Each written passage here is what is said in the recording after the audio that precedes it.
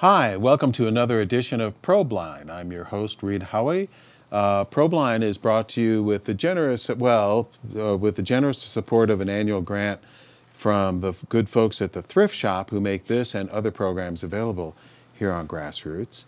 We're hoping to provide you the opportunity to get to know the candidates who want to run for elected office a little bit better. And today we're being joined by Torre, who would like to serve as the next, are you running for council or mayor? I'm running for mayor. Next Again. mayor of Aspen. 6 is a charm, they say. Is it? Yeah, it's twice as good as 3, so I mean. Well, yeah. that's true, and 3 times as good as 2. Thank you. But anyway, welcome. Here's Torre. Torre, thank you for joining us. It's a pleasure. Good to meet you. You as and well. We don't know each other, so I wanted to find out a little bit more about you. And I have to admit, I'm curious how it is you ended up with one name. All right, let's start with that. I'll make it quick because that could take a half-hour show itself, perhaps. When my mother was pregnant with me, my parents were looking for a name. Troy, Trevor, Courtney, different things. Nothing really fit. So I was born with them having not decided. They put my father's name on my birth certificate because I was born in 1969. And then you didn't have a grace period to name your child. You couldn't leave the hospital without naming it. So Ronald Wayne Moranian III is on my birth certificate. I'm proudly half Armenian. But again, that was just kind of a temporary name to get me home. About a week after I was born, my dad actually got inspiration from the Tory party in England. And he exclaimed, "Diane, I think it's Torre. Torre, that's what we've been thinking." And she agreed and was like, "You're absolutely right. Torre is what we were thinking of." They ended up spelling it Torre. So I'd been nicknamed Torre since I was 1 week old. It's been the name I've always gone by. And one of the things I always say is that my grandparents on my father's side, even they called me Torre, which was interesting. They were somewhat conservative and stuff, but they called me Torre, and that was my name. And I changed it years later in California when I was about 21 years old, and then legally again when I was living here in Aspen. So all documentation, all reference to me is just one word. It is Torre. That is my full. That's how you get to sign a check. Full legal name. Yeah. Yeah. That's fascinating. It's been interesting. You know, I don't know that I recommend it to anybody. It's filled with questions as you go through life. But it has been an interesting perspective, especially internationally. When I travel internationally, it's a great source of conversation, and people are very curious about it.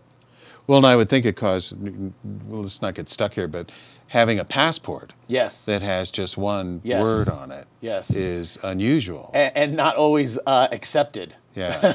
Yes, I've had to clear through customs through a supervisor's office many a time. Yeah. Yeah. That's great.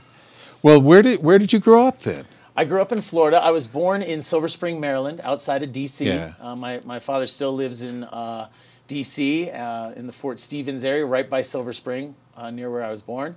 I grew up in Florida, though, primarily St. Petersburg, Florida. I attended school at Florida State University for a few years studying psychology. Transferred to Gainesville, the community college in UF there, and started studying fine art.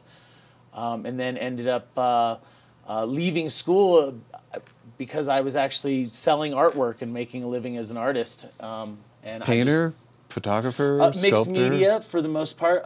You know, painting obviously is an easy art form to do. So yeah, I did a lot of painting. I did a lot of graphic design. Wow, I didn't know that. I ended up, when I first came out to Colorado actually to move, I actually ended up getting into steel sculpture down in Denver.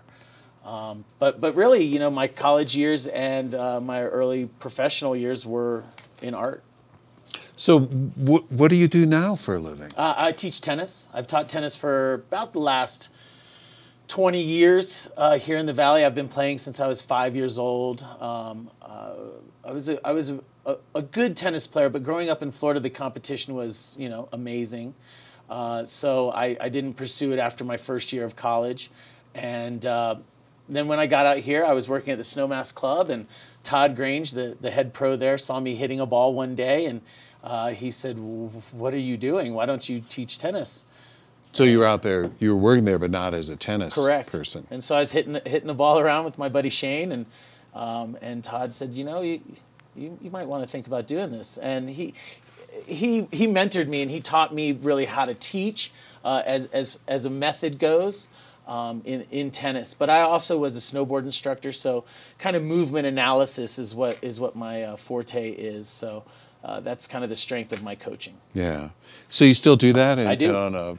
I do. Do you still teach snowboarding in the winter? I do not. No, not in the winter. I really have been doing tennis year round. Yeah. Right now, if I'm going to do lessons, I'm out at the Snowmass Club. I was at the Aspen Club for 12 years, and I fill in my winters with other work as well. I'm a sound engineer. I do live sound, so I do a little bit of that, and I help fill in for friends that own businesses in town. Yeah.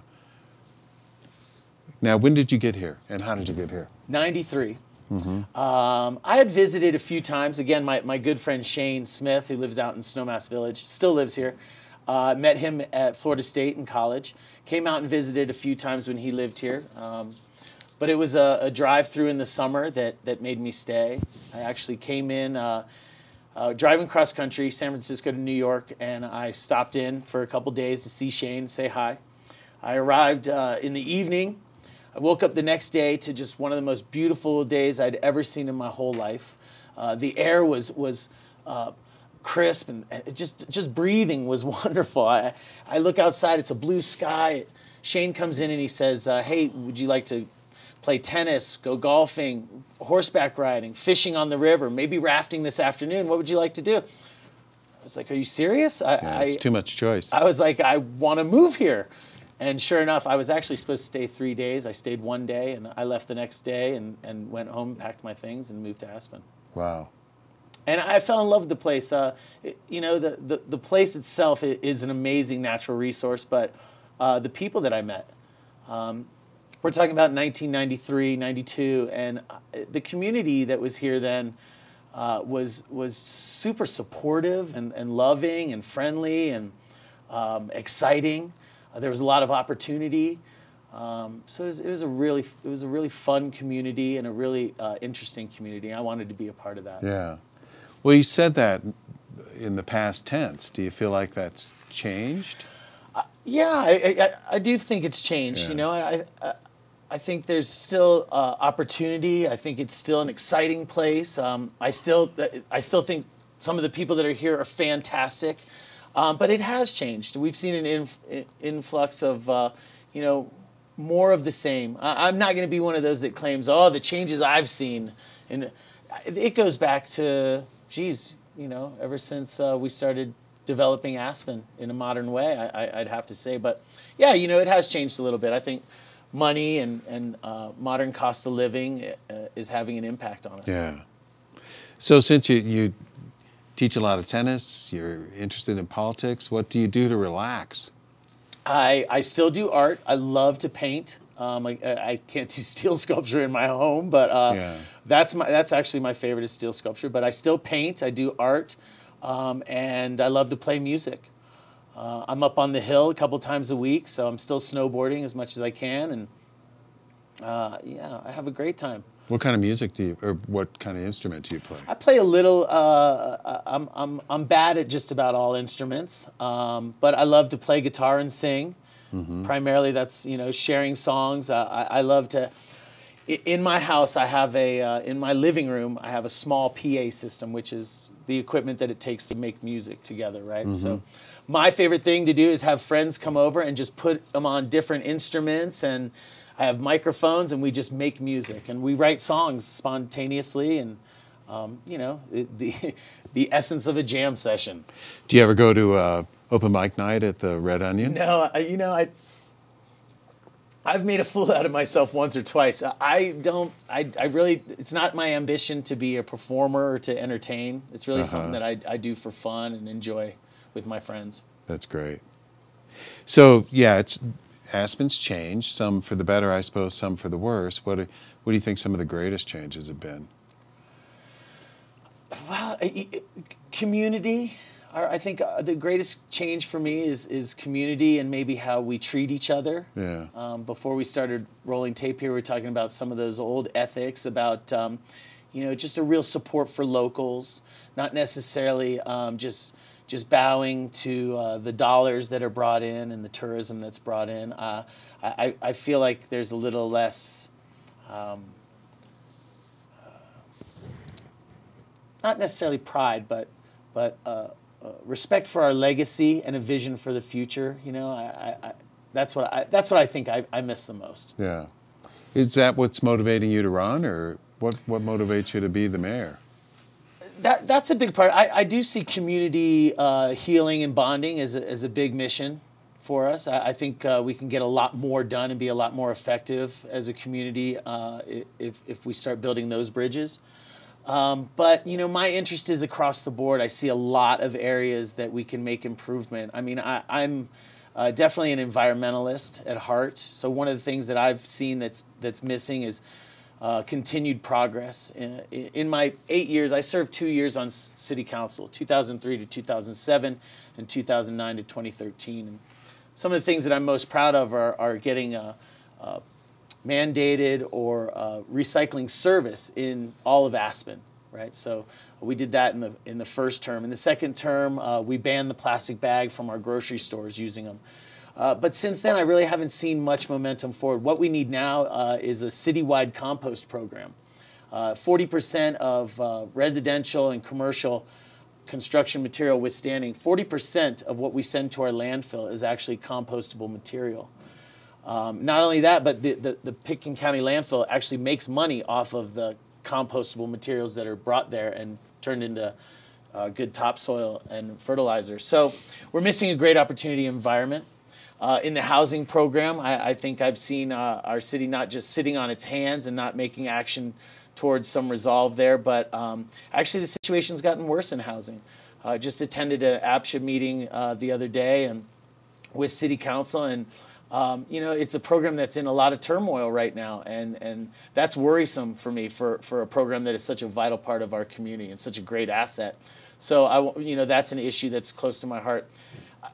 Through this campaign, though, I got to tell you, I've talked to so many people that have their own concerns, and there's so many things that seem to be getting left off the table and left behind, and a council that's been really typified by changing direction on a lot of things, whether it was 6 years ago and the power plant reversal where they went down a 2-year process and then at the end just to throw up their hands in the face of a lawsuit. I thought that just was the beginning of a lot of things that have gone the wrong way. I have trouble keeping my power plant straight. There's a hydropower plant, and then there's the old power plant. Yes, yeah. the old power plant when the museum was vacating, and they took proposals for what to do with it. They encouraged and followed an applicant about a year and a half down the road, and then neighbors, or a few neighbors, made some comments about a lawsuit, and the city reversed direction. And like I said, that's just one from 6 years ago, but there's been a litany of them I could go through, from the mobility lab that has been discarded to child care facilities that were getting their start through a citizens committee that was dumped 18 months ago and looking into expanding our facilities. In that way, there's a list of maybe 10 or 12. So my compulsion to run for mayor again is really based on the fact that I don't see it being done well. And I've always said, if I thought that somebody was in office doing it well, I wouldn't run for office. But I really see a need for change right now, and a change for leadership and a new direction in City Hall. We've just gotten rid of the city manager and assistant city manager. So that's a challenge, but also an opportunity. And one of the things that I think I bring to the table that my opponents do not is the ability to see a better way to organize City Hall to work better for our citizenry and to support city staff better. That's something that I think that I can make a very noticeable change in immediately. Well, and for the most part, City Hall is surrounded and occupied by people of goodwill, but how do you get them? you're coming in and saying we can be more cooperative, we can move forward and whatnot. But how do you go about doing that? Because there's the kind of a whole bunch of people who really want the best for Aspen. And I agree with that. We are so fortunate here. I've said for many years, one of the things I love about Aspen is that it weeds out the non-desirables pretty quickly. If you don't have community ethic here, you're probably not going to last that long. So I agree with you. We do have a lot of great people. I'm also glad that you asked this question because it's the first time in this campaign that it's come up. And what are the specifics about what's to do? Well, the first thing is that the organization of City Hall needs to change. So as we all talk about, we have a manager-strong form of city government. Yeah. Well, that's not actually that accurate. It is still the charge of the mayor and the city council for oversight on that office. The city manager directly reports to the city council. So the first thing we need to do is get that relationship healed and to be more collaborative. There's just been a lack of oversight that's happened from the council table. That's number one. Number two is that the process that the city council has been utilizing is something called the annual top 10 goals. So what's been going on in our city hall is that our city council has been utilizing a system where they identify 10 things. Now, this city council actually stopped their list at 9. I'm not really sure why. I think my list goes to 20. But we've been focusing on these 10 items instead of departmentally focusing our efforts and our goals. So what we've seen is... what does that mean? So the city is divided into different departments. Yeah. If it's streets departments, if it's the housing, parks and rec. And the city council has been somewhat self-limiting themselves by choosing 10 goals. Transportation initiatives and the mobility lab being one. And they're not broad. They're not just like housing. We want to do something about it's something specific in housing. So it's been a very limiting process. It's very much kind of limited the scope and the work of city council.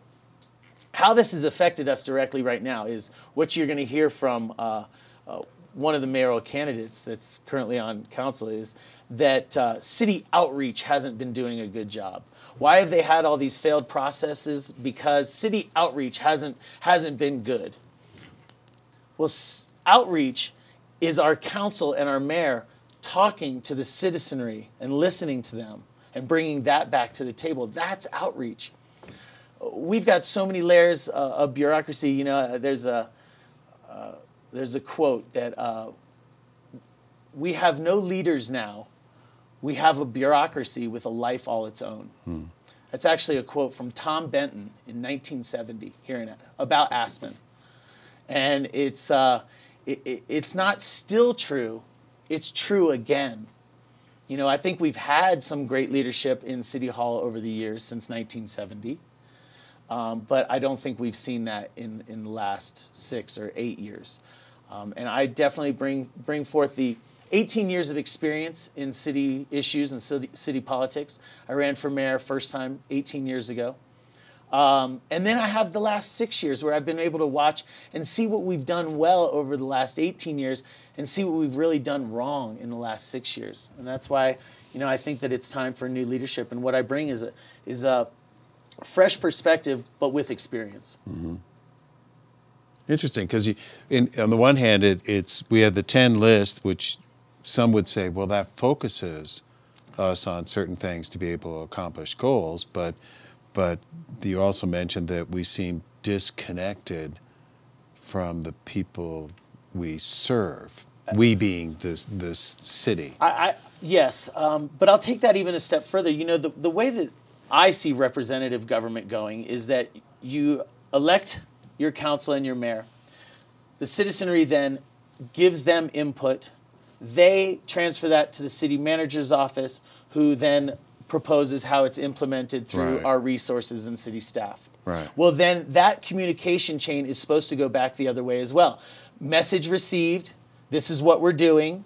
That goes to the city manager. City manager then reports to the city council. Here's where we are with these things that you've talked about. Yeah. And then the city council goes back to the citizenry and says, here's what we heard from you in the beginning. This is what we're doing now. And we want to know what you think about our direction. Right. That chain of communication is just not happening, and it's broken. To be more specific about what I talk about, when I was on city council, I advocated for departmental meetings with the city council. We're somewhere around 10 to 12, depending on what year you're in, of department heads and things like that. So we could take 2 meetings a year with each department to be very clear about where we are with our goals and our processes. Again, just over the last 2 months of attending city council meetings, I've been informed of 3 different processes, different initiatives that this council has started and backed away from, canceled, etc. That's just in the last 2 months. There's a list of maybe 10 over the last 6 years. Mm-hmm. We just can't keep doing that. We've got to try a different method, and I am offering that method. You know, the term is 2 years for mayor, and this is a job interview, and I'm asking for a 2-year trial period on this, and I'm making promises to get done the things that I'm putting forth in this campaign. Very specific ideas in my platform. Yeah. Well, but you sort of what you're talking about is that the council is bouncing around a bit, and then as a solution, it would be meeting with department heads. I mean, I'm trying to see the link, and you can also see this notion of the Home Rule Charter says it is a council manager form, and the manager manages the bureaucracy, including organizing those departments to be able to provide information to the council. I'm not talking about micromanaging. Yeah. I'm talking about communication. Okay. I'm talking about what I've seen lacking in how we are governing and how we are getting representation to happen correctly. And I'm not just throwing this out there. All you got to do is look at the news. All you got to do is look at the track record, the voting record of the city council, of my opponents. It speaks plainly. I'm just putting it in terms of what our solutions are and how we're going to move forward. You know, my intention, and I will be successful in reinvigorating dialogue within City Hall and reconnecting our community to City Hall. Okay. Well, and that's process.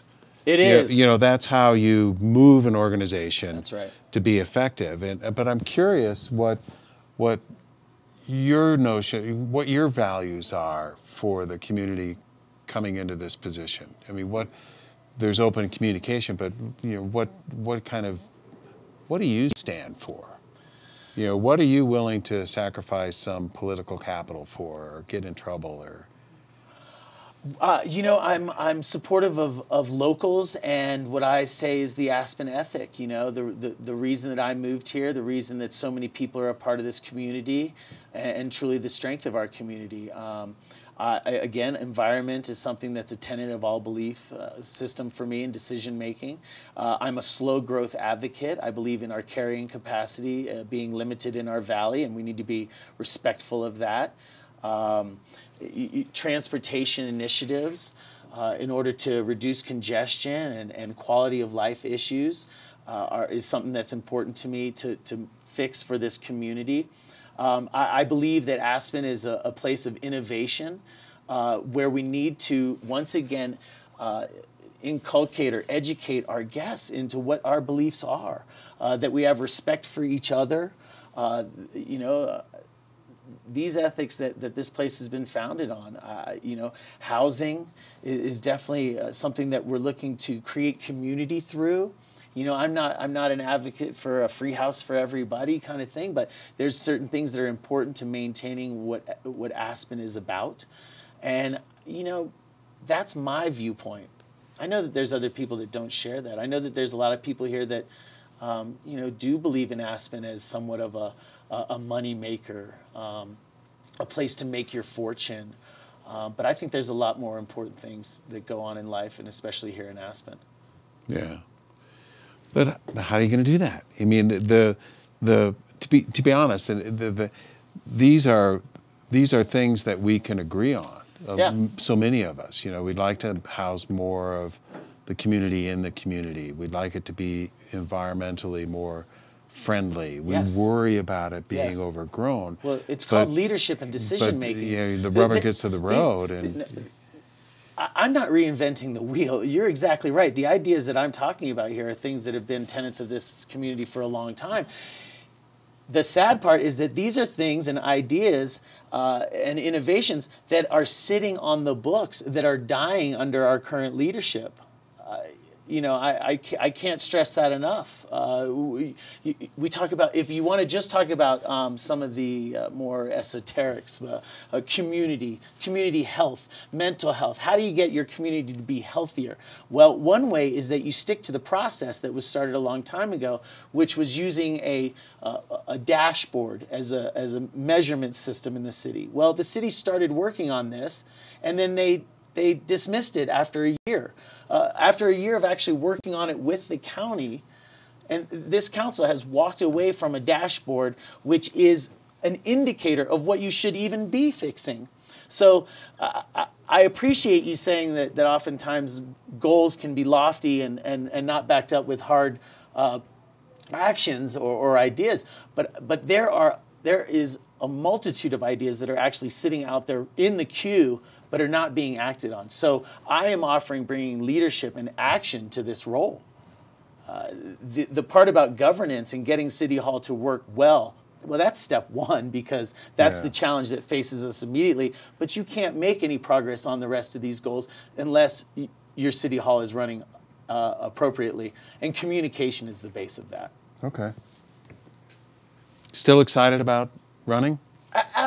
Absolutely. I love Aspen.